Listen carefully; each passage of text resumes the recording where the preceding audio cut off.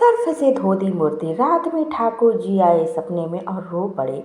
यह कहानी है रामनगर गांव की एक सीधे साधे अत्यंत धर्मपरायण और भोले भाले व्यक्ति मोहनलाल की। मोहनलाल की भक्ति इतनी अटूट थी कि वह ईश्वर के लिए कुछ भी करने को तैयार रहते थे, पर कभी कभी उनकी इसी सरलता के कारण वह अनजाने में अजीबोगरीब परिस्थितियों में फंस जाते थे। उनके घर में कई पीढ़ियों से एक पुरानी कांस्य वासुकी बनी राधा कृष्ण की मूर्ति थी, जिसे वे प्रतिदिन पूरे विधि विधान से पूजते थे। समय के साथ मूर्ति पर पूजा सामग्री, सिंदूर, चंदन, घी और तेल की कई परतें जम चुकी थी, जिससे उनका मूल रंग काला पड़ गया था और उसकी चमक पूरी तरह फीकी पड़ चुकी थी। मोहनलाल को यह देखकर बहुत पीड़ा होती थी। उन्हें लगता था कि उनके प्यारे ठाकुर जी इसी मैलेपन के कारण दुखी हैं, जैसे किसी व्यक्ति को गंदगी में रहना पसंद न हो। एक दिन भरी दोपहर में मोहनलाल अपनी धर्मपत्नी राधा के साथ घर के आंगन में बैठे थे। राधा दाल बीन रही थी और मोहनलाल अपने हाथों में मूर्ति लिए उसे निहार रहे थे। राधा, देखो ना, हमारे ठाकुर जी कितने मैले हो गए हैं। ऐसा लगता है जैसे इन्होंने सदियों से स्नान ही न किया हो। मुझे डर है कि वे इस मैलेपन से दुखी होंगे। मुझे लगता है उन्हें ठीक से साफ करने की बहुत ज़्यादा ज़रूरत है, ताकि उनकी दिव्य चमक वापस आ सके। मोहनलाल ने गहरी चिंता से कहा। राधा ने सहमति से सिर हिलाया। हाँ जी, आप बिल्कुल सही कह रहे हैं, पर किस चीज़ से साफ करेंगे? चंदन और दूध से तो हम उन्हें रोज ही नहलाते हैं, पर यह मैल अपना रंग नहीं छोड़ रहा। यह तो वर्षों का जमा हुआ मैल है। मोहनलाल कुछ देर तक गहन चिंता में डूबे रहे। उनकी निगाह पास ही पड़े एक चमकदार नए सर्फ एक्सल के पैकेट पर पड़ी, जिसे राधा अभी अभी बाजार से कपड़े धोने के लिए लाई थी। उनके सरल मन में अचानक एक विचार कौन था, जो उन्हें उस समय सबसे तार्किक लग रहा था। क्यों न हम इसे सर्फ से धो दें? सर्फ से तो कपड़े एकदम सफ़ेद और चमकदार हो जाते हैं, जैसे नए हो। मुझे पूरा विश्वास है हमारे ठाकुर जी भी चमक उठेंगे और फिर से पहले जैसे सुंदर दिखने लगेंगे। राधा यह सुनकर थोड़ी संशय में पड़ गई। सर्फ से? पर यह तो कपड़ों के लिए होता है। मूर्ति जैसी पवित्र चीज़ के लिए यह ठीक होगा क्या? कहीं मूर्ति को कोई नुकसान न हो जाए। उनकी आवाज़ में हल्की घबराहट थी।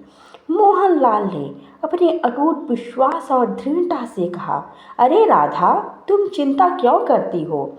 भक्ति में तो सब जायज है। हमारे ठाकुर जी तो भाव के भूखे हैं। वे ये नहीं देखते कि किस चीज़ से उनकी सेवा हो रही है, बल्कि यह देखते हैं कि सेवा किस भाव से की जा रही है। उन्हें अपनी सफाई से मतलब होगा, किसी भी चीज़ से हो। मैं इसे अच्छे से धोऊंगा और तुम देखना वे कितने प्रसन्न होंगे। उनकी आंखों में ठाकुर जी को चमकदार देखने की कल्पना से एक अलग ही चमक थी। उस रात जब गांव गहरी नींद में सो चुका था और चारों ओर सन्नाटा पसरा हुआ था, मोहनलाल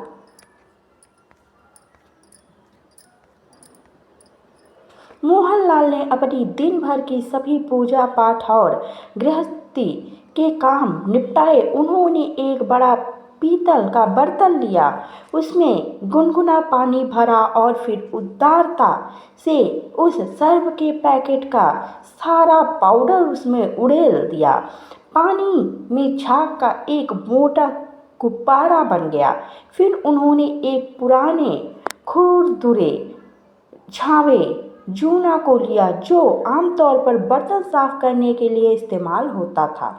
उन्होंने मूर्ति को अत्यंत सावधानी से उठाया, जैसे वो कोई जीवित बालक हो, और उस झागदार सर्फ वाले पानी में डुबो दिया। फिर बड़े ही उत्साह और लगन से वे मूर्ति को रगड़ रगड़ कर साफ करने लगे। पीतल की मूर्ति पर वर्षों से जमा हुआ काला मैल और पूजा सामग्री की परतें धीरे धीरे छूटने लगी।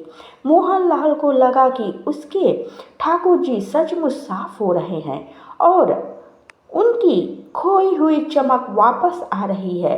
हर एक मैल के कण के साथ उन्हें लगा जैसे उनके ठाकुर जी का कष्ट कम हो रहा है। करीब आधे घंटे तक मूर्ति को निरंतर रगड़ने के बाद वह पहले से कहीं ज़्यादा चमकने लगी थी।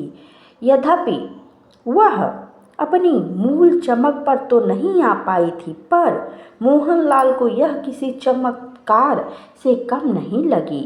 वह बहुत संतुष्ट हुए। उन्होंने मूर्ति को कई बार साफ पानी से धोया, फिर एक नर्म कपड़े से अच्छी तरह पोंछा और पुनः अपने पूजा स्थान पर एक छोटे से लकड़ी के आसन पर स्थापित कर दिया।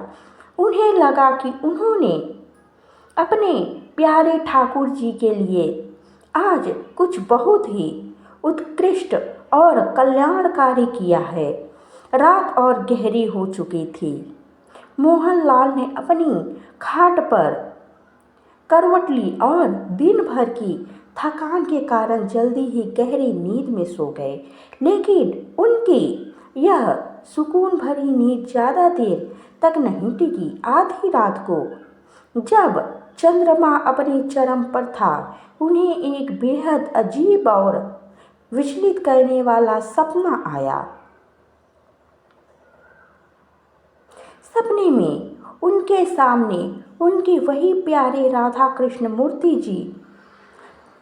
कृष्ण ठाकुर जी प्रकट हुए, पर इस बार उनका रूप ऐसा नहीं था जैसा वे रोज देखते थे। वे मुस्कुरा नहीं रहे थे, न ही उनकी उंगलियों में उनकी मनमोहक बांसुरी थी। उनका चेहरा उदास था, उनकी आंखें लाल थीं और उनमें आंसू भरे हुए थे। उनकी पूरी देह पर खुजली के लाल लाल निशान थे, जैसे उन्हें किसी चीज़ से गंभीर एलर्जी हो गई हो। उनके ओठ सूजे हुए थे और वे बड़ी मुश्किल से कुछ बोल पा रहे थे। उनकी आवाज़ दर्द से भरी हुई थी। मोहनलाल सपने में ही चौंक उठे। उन्होंने अपने ठाकुर जी की ऐसी हालत पहले कभी नहीं देखी थी। ठाकुर जी ने भारी और धीमी आवाज में कहा, मोहनलाल, हे मेरे भक्त, यह तुमने क्या किया? तुमने आज मुझे ऐसी चीज से नहलाया कि मेरे पूरे शरीर में भयंकर खुजली हो रही है, मेरी त्वचा जल रही है। मैं इतनी असहजता महसूस कर रहा हूँ कि मानो मेरा दम घुट रहा हो। मोहनलाल सपने में ही भयभीत होकर गिड़गिड़ाने लगे, प्रभु, यह मैंने क्या कर दिया? मुझे क्षमा कर दे। मैं तो बस आपको साफ और चमकदार देखना चाहता था, आपकी सेवा करना चाहता था। मैंने सोचा सर्फ से आप चमक उठेंगे। मुझे क्या पता था कि आपको इससे इतना कष्ट होगा। उनके आंसू गालों पर बहने लगे। ठाकुर जी ने उदासी से अपना सिर हिलाया। मोहनलाल, मेरी भक्ति बाहरी दिखावे में नहीं बल्कि भाव में होती है। तुम मुझे चंदन, दूध और प्रेम से नहलाते हो, वही मेरे लिए पर्याप्त है। मेरी आत्मा उससे तृप्त होती है। तुमने जो मेरी यह शारीरिक पीड़ा बढ़ाई है वह मुझे असहनीय है और मेरी भक्ति को भी कष्ट पहुंचा रही है। मोहनलाल सपने में ही फूट फूट कर रोने लगे। उनकी आंखों से अविरल अश्रुधार बह निकली। उन्हें अपनी मूर्खता पर और अपने प्यारे ठाकुर जी को कष्ट पहुंचाने पर बहुत ज़्यादा पश्चाताप हो रहा था। प्रभु, मैं कैसे आपकी पीड़ा कम करूं? मुझे बताइए, मैं इसके लिए कुछ भी करने को तैयार हूँ। उन्होंने पूरी विनम्रता और याचना के साथ कहा। ठाकुर जी ने धीमे स्वर में कहा, सुबह उठकर मुझे तुरंत हल्दी और दही के लेप से नहलाना, यह तुम्हारी त्वचा को शीतलता देगी।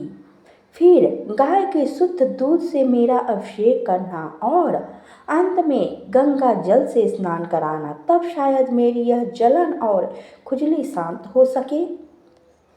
इतना कहकर ठाकुर जी धीरे धीरे एक प्रकाश पुंज में विलीन हो गए और अंतर ध्यान हो गए। मोहनलाल की नींद अचानक टूट गई। वह घबराकर उठ बैठे। उनके माथे पर पसीना था और उनका दिल किसी ढोल की तरह जोर जोर से धड़क रहा था। उन्हें पूरा सपना इतनी स्पष्टता से याद था जैसे वह अभी अभी हुआ हो, और ठाकुर जी के दर्द से भरे शब्द उनके कानों में लगातार गूंज रहे थे। वह अपनी गलती पर कांप रहे थे। उन्होंने तुरंत अपनी पत्नी राधा को जगाया और सारा सपना एक एक करके बताया। राधा भी यह सुनकर इतनी स्तब्ध रह गई कि उसकी आवाज ही नहीं निकली। हे भगवान, मुझसे कितनी बड़ी गलती हो गई। मोहनलाल ने अपने सिर को हाथों से पकड़ लिया। मैंने अपने ठाकुर जी को कितना कष्ट पहुंचाया। मैं इतना अज्ञानी हूँ। बिना एक पल भी गवाए मोहनलाल और राधा सुबह होने का इंतजार किए बिना ही उठ खड़े हुए।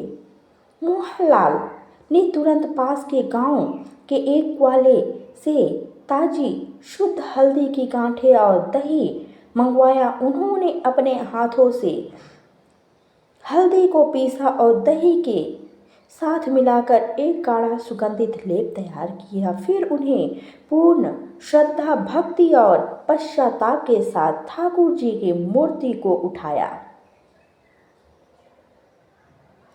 उन्होंने अत्यंत धीरे धीरे और सावधानी से उस लेप को मूर्ति पर लगाया। हर बार जब वे लेप लगाते तो उनके मन में अपने ठाकुर जी के प्रति अपार प्रेम और अपनी गलती का गहरा पश्चाताप होता। उन्होंने सोचा कि यह केवल एक मूर्ति नहीं बल्कि स्वयं ईश्वर का रूप है, और उन्होंने उसे कितना कष्ट पहुंचाया।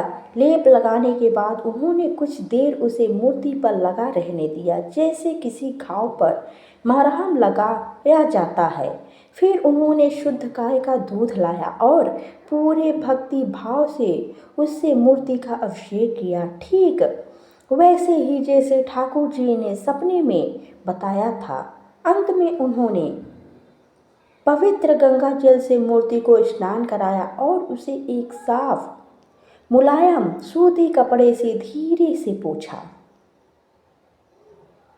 इस बार मोहनलाल ने मूर्ति को केवल कपड़े से ही पोंछा, क्योंकि कठोर रासायनिक पदार्थ इस्तेमाल नहीं किया। मूर्ति अपनी प्राकृतिक सौम्य चमक के साथ पूजा स्थान पर विराजमान थी। वह उतनी चमकदार तो नहीं थी जितनी सर्फ से धोने के बाद हुई थी, पर अब वह दिव्य और शांत दिख रही थी। मोहनलाल ने हाथ जोड़कर ठाकुर जी से बार बार क्षमा मांगी। उनकी आंखों में आंसू थे, पर इस बार वे पश्चाताप, प्रेम और कृतज्ञता के आंसू थे। उन्होंने अपने मन में यह दृढ़ प्रण किया कि अब से वे अपने ठाकुर जी की सेवा केवल शुद्ध प्रेम भाव और सादगी से ही करेंगे, और कभी किसी ऐसे रासायनिक या कठोर पदार्थ का उपयोग नहीं करेंगे जिससे उन्हें जरा भी कष्ट हो। उनके लिए अब अपने ठाकुर जी का सुख और शांति सबसे महत्वपूर्ण थी, उनकी चमक नहीं। उस दिन के बाद मोहनलाल ने कभी भी अपने ठाकुर जी को किसी रासायनिक चीज से नहीं धोया। वे नियमित रूप से उन्हें दूध, दही, चंदन और गंगा जल से स्नान कराते और पूरी श्रद्धा के साथ उनकी पूजा करते थे। उन्हें विश्वास था कि उनके ठाकुर जी ने उन्हें एक बहुत बड़ा आध्यात्मिक सबक सिखाया था कि सच्ची भक्ति दिखावे में नहीं बल्कि शुद्ध हृदय के प्रेम और समर्पण में निहित होती है। और उन्हें फिर कभी वैसा विचलित करने वाला सपना नहीं आया। उनके ठाकुर जी हमेशा उनके साथ थे, पूजा स्थान पर शांत मुद्रा में विराजमान, कभी कभी एक हल्की सी मुस्कान के साथ और अपनी मनमोहक बांसुरी बजाते हुए, बस थोड़ी कम बाहरी चमक के साथ, पर असीम शांति और प्रेम के साथ जो मोहनलाल के हृदय में सदैव विद्यमान था। मोहनलाल ने इस घटना से जीवन का सबसे बड़ा पाठ सीखा कि प्रेम और भाव ही ईश्वर तक पहुंचने का सच्चा मार्ग है, न कि दिखावा या भौतिक शुद्धता। दोस्तों, आशा है यह कहानी आपको पसंद आई होगी। अगर पसंद आई हो तो वीडियो को लाइक करें, कमेंट में जय श्री श्याम जरूर लिखें। चैनल पर अगर पहली बार आए हैं तो चैनल को सब्सक्राइब जरूर करें। जय श्री श्याम, जय श्री ठाकुर महाराज, जय श्री कृष्ण।